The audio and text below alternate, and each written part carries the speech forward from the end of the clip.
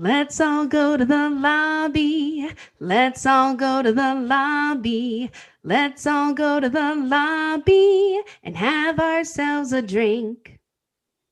All right, and Michaela is singing and back home finally. So that means we are in the lobby bar for the week of July the 22nd, 2024. Brian and Michaela here with you. And Michaela, I mentioned that you were back home. You were making a pretty lengthy travel out west for the last couple of weeks. You were in Santa Fe for a couple of weeks. We talked about that, and then you ended up in San Antonio. We talked about that a little bit, but you just wrapped up kind of one more final week at San Antonio. You were sending me pictures of cocktails, coffee thing, which we're going to talk about here in a little bit, some martinis.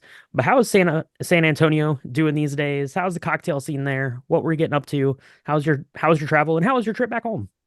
It was good. You know, they say you can't go home, but that's not true. You can always go home. Home is a person, usually more than a place for me. But Mm, uh, I hmm hmm did I did the I did the Michaela version of what we had just done with you and your beautiful bride up in Ohio, where you drove me yes. around. Well, actually, your father-in-law, graciously enough, Bob, how Shout you out to doing? Bob. Yep.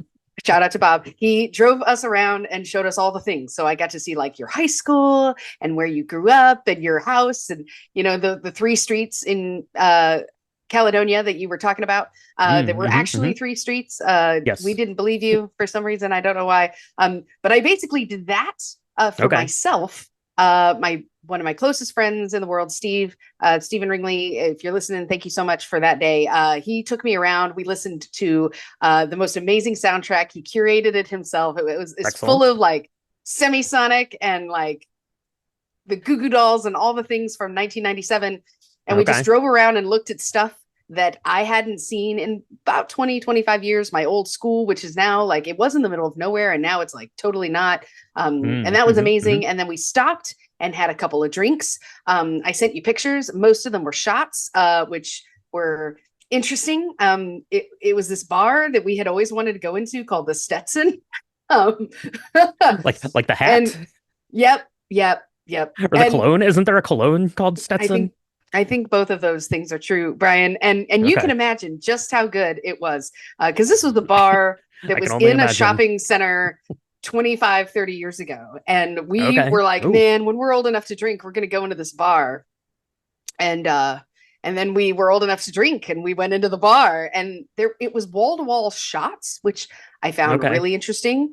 Um, Hmm. so we did a couple of shots there, but it was great. It was great. That was probably the best day of the trip for me in my emotions because it was very nostalgic and I got to see like the church parking lot that I had one of my first kisses in and all those things that Oh, oh yeah. yeah, Jesus, it was me and Jesus kissing in the You in the in the rose bushes. That's it.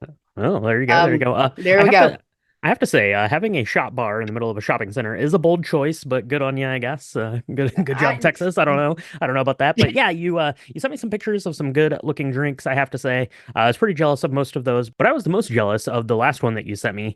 It was a goblet of flaming goodness, topped off with some coffee, and we talked about it a little bit via text there once you sent it. But as far as I know, that drink is called Carajillo.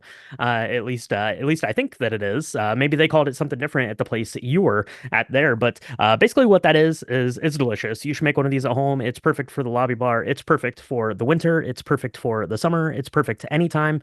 Is go ahead and take some liquor 43, which we've actually used a time or two here the past couple of weeks, and you're going to use about 1.5 to 2 ounces of that. Kind of dealer's choice. Put that into a goblet or like a coffee mug, probably would be good for that. And then you're going to top that off with about a half a cup of brewed espresso.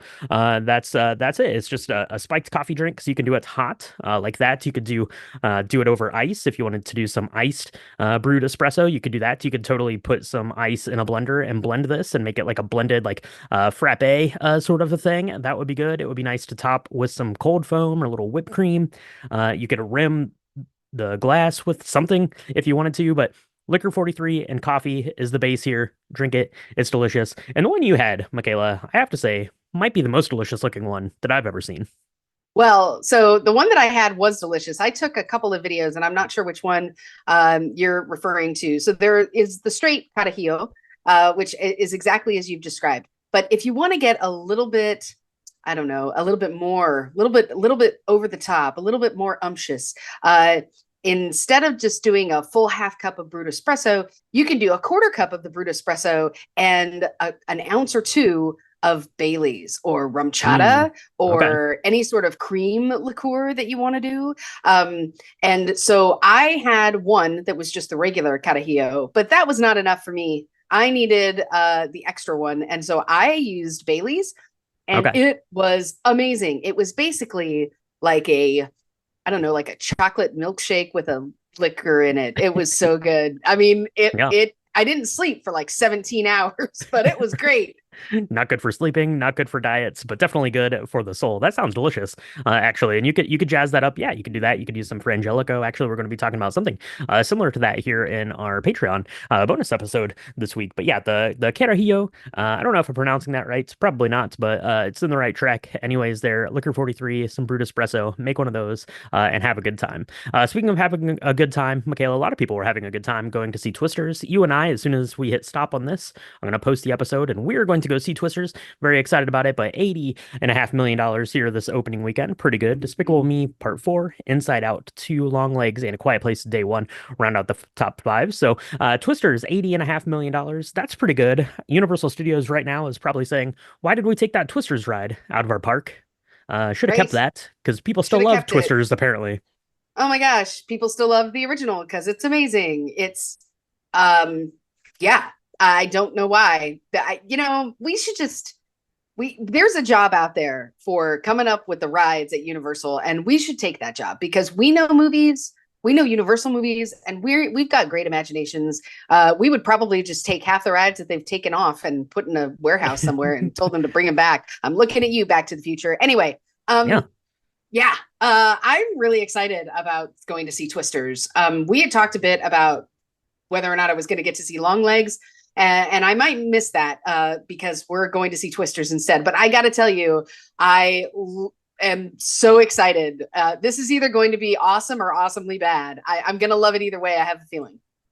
That's right. Yeah, exactly. It's going to harken us back to those memories of the original Twister. And that is what we're going to be talking about over on our Patreon this week. Our Patreon bonus for the month is Twister. We're going to be talking about that and getting that up to everyone this week. So if you want to do a little bit of a deep dive there with Dr. Joe Harding and Bill Harding, there, you're going to want to join up on Patreon. It's patreon.com/drink the movies. What do we got coming out this week, movie wise, Michaela? There's only one thing that needs to be talked about. Nothing else dares come in the wake of this thing. We might not have any other new movies to talk about here for a while because this is going to get a pretty wide breadth of space, I think. But that is Deadpool and Wolverine. People have been looking forward to it for like, I don't know, like 3 years now. It feels like they announced it. They were like leaking photos and photos of the costume. People have been losing their collective minds about it. Never seen Deadpool myself, but probably going to go see this. Deadpool and Wolverine. Michaela, what do you think about these two? Yeah, definitely going to see it. Definitely not going to bring my kid. I don't care how uh, kid friendly Ryan Reynolds looks. This is not going to be kid friendly. Don't bring your kid to this film. All right. And That's you've right. been warned. You've been warned. I don't want to hear any more about it. If you do it, you're doing it under yeah, you're on your own. I'm super excited though, because this is going to be like super playful. It's going to have like the edginess that Wolverine has with like the playfulness and the lightheartedness that Deadpool has. I don't think it's going to take itself too seriously. I mean, they've broken the fourth wall already like 16 times in all the Mhm, previews. mhm. I'm really excited.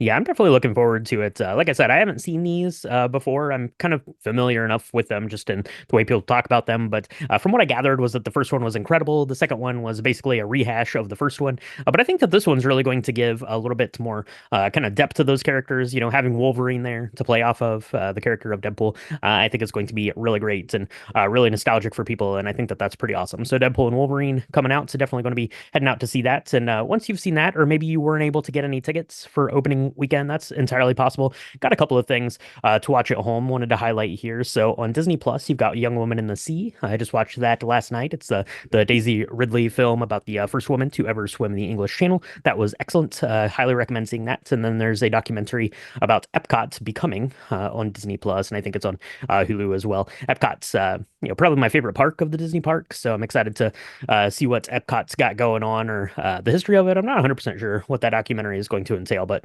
something to check out. But there's not a lot of new things coming out on TV, Michaela, because there's an unwritten rule. You don't go up against Super Bowl and you don't go up against the Olympics. Welcome back, Olympics. Paris 2024, starting on Friday. Woohoo! Go countries that do things in the summer. Enjoy it. There we go. Did I say Wow. that right? You said it. You said it. You said it right. Come on, Michaela. Everyone loves the Olympics, even people like I do. you, I do. who don't know the things about the sports. You don't have to. Everyone for 2 weeks can suddenly be a fan of, like, I don't know, No, all I the have a Olympic sports legitimate question. we don't ever know about. But Yeah. for these 2 weeks, deep dive into those. That's right. So I do have a question. Is gymnastics one of the ones is that a summer or is that considered a winter Olympic? I would Gymnastics is a summer Olympic. Great. Okay, so I'm super excited about that. It explains why my For You page on my Facebook Reels has gone completely nuts. And now I'm seeing like gymnasts from like 1972 doing band moves and looking amazing and Band moves. yeah. Wow. And Okay. What's Yeah, her Simone name? Tanya Biles. Sheila Simone Biles. Simone, Oh come my on. gosh. Are She's you like kidding looking me? amazing. Yeah, I know. She's I'm really bad with first names. I'm sorry. But she's she's like looking awesome. I don't know. There's like this latest thing that she did where I don't know. It's like the best comeback story in Olympics in the yeah. gymnastic history. I'm here for that. Yeah, I come on didn't now. know that. I'm so excited. She's amazing. She's probably the best athlete of all time, potentially. Definitely up there for sure. There's actually a documentary Goat. about her. Just came out, I think, last week. We didn't talk about Simone Biles Rising. It's on Netflix, a few parts, kind of miniseries sort of thing there. So, yeah, got that coming on Summer Olympics. That's everyone's jam. That's what we'll be watching here at my house for sure over the next couple of weeks. So, what else we got to watch? We got to watch Twisters, as I said. That's going to be coming out this week on the main show. We talked about Out of Africa last week. We've got Twister coming onto the Patreon feed this week. We've also got our hangout scheduled for Patreon this week. So again, head over to Patreon if you want more information on that. Those hangouts are awfully fun. We talk about cocktails, we talk about movies, and just hang out with the patrons, have a really good time. So check that out. And I don't know. I think that's going to do it. We got to rest up. 2 weeks is a lot of sports to take in. France, that's only like a 6 hour time zone difference. That's not too bad. That's not too bad. So shouldn't have to stay up too late watching those. Hopefully we're not up too late watching Twisters, but it's going to be a good time. So thank you so much for tuning in. Michaela, rest up from your travels, and we'll talk to everyone next time in the lobby bar.